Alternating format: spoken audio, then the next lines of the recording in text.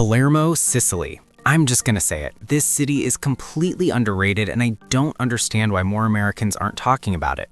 We're talking about a place where the street food is some of the best in all of Europe, where the architecture mixes Arab, Norman, and Byzantine influences in a way you literally cannot find anywhere else on the planet, and where a day trip to one of the most beautiful small towns in the Mediterranean cost about $6 on a train.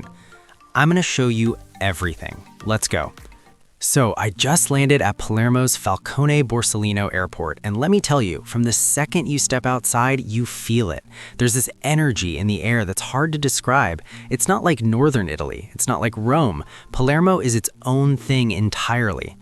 The city is the capital of Sicily, and it's been conquered by about 15 different cultures throughout history. Greeks, Arabs, Normans, Spanish, the list goes on.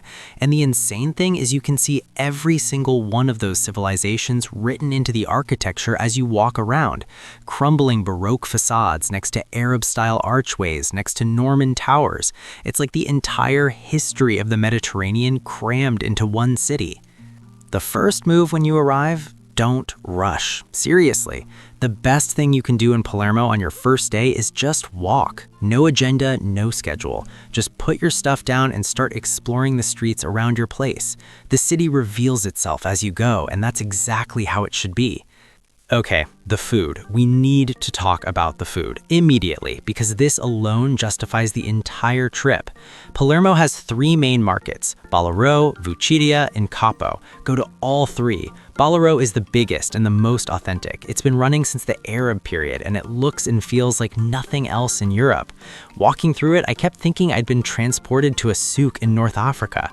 Vendors shouting, stalls overflowing with fresh fish and produce, the smell of grilling meat hitting you from every direction. It's incredible.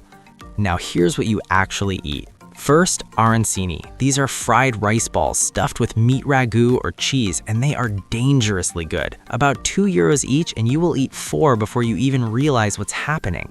Second, pennelle. These are chickpea fritters, crispy on the outside, soft inside, usually tucked into a sesame roll. Street food perfection.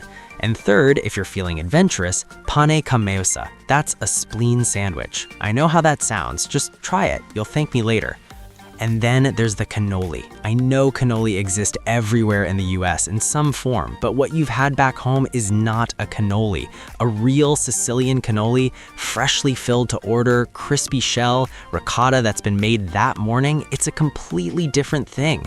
Get one every day. It's not optional. The Palermo Cathedral, I'm gonna be straight with you. I walked up to this building thinking, okay, another cathedral, and then I actually looked at it and completely changed my mind. It was built in 1184, and the style is this wild mashup of Norman and Arab architecture because the Norman king who commissioned it was trying to appeal to every culture and religion in the city at once. The result is something you genuinely cannot categorize. There are Arab-style geometric patterns running along the walls, Norman towers at the corners, Gothic arches, Baroque details.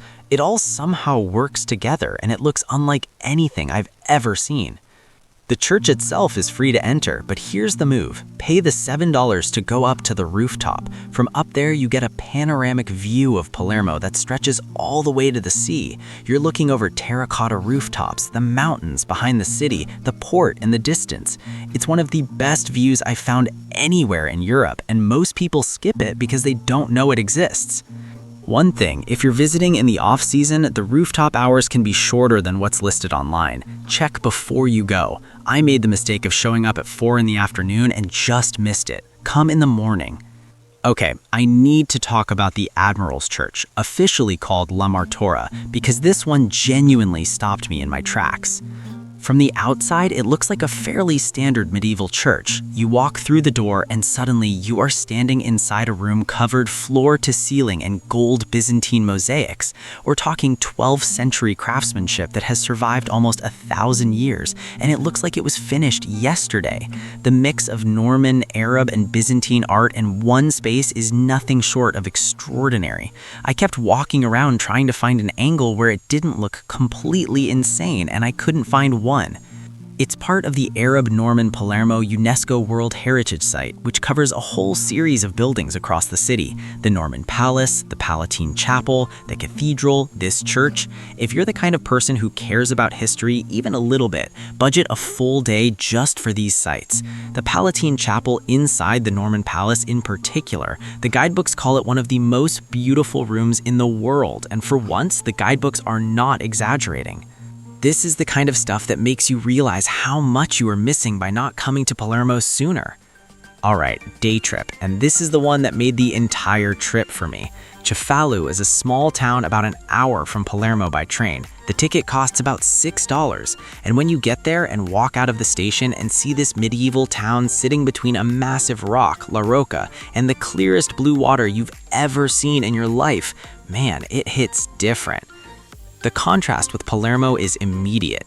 Palermo is loud and chaotic and electric, which I love, but Cefalù is quiet, especially in the off-season.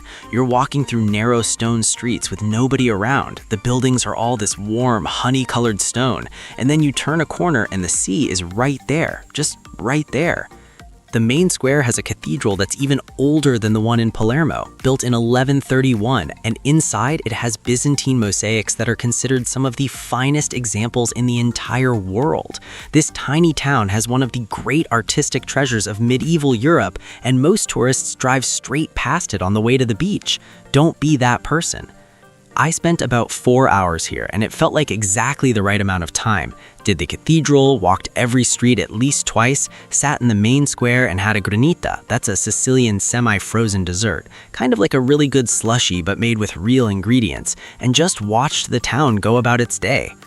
I ended the afternoon sitting on the beach wall as the sun started dropping toward the water, and honestly, that moment alone was worth the entire trip. If you go to Palermo and skip Cefalù, you have made a serious mistake. Back in Palermo, there's one more thing you absolutely have to do. Mondello Beach is about 20 minutes from the city center, and it is stunning. White sand, clear, shallow water, the mountains behind it. It looks like a postcard, and in the off-season, it's basically empty.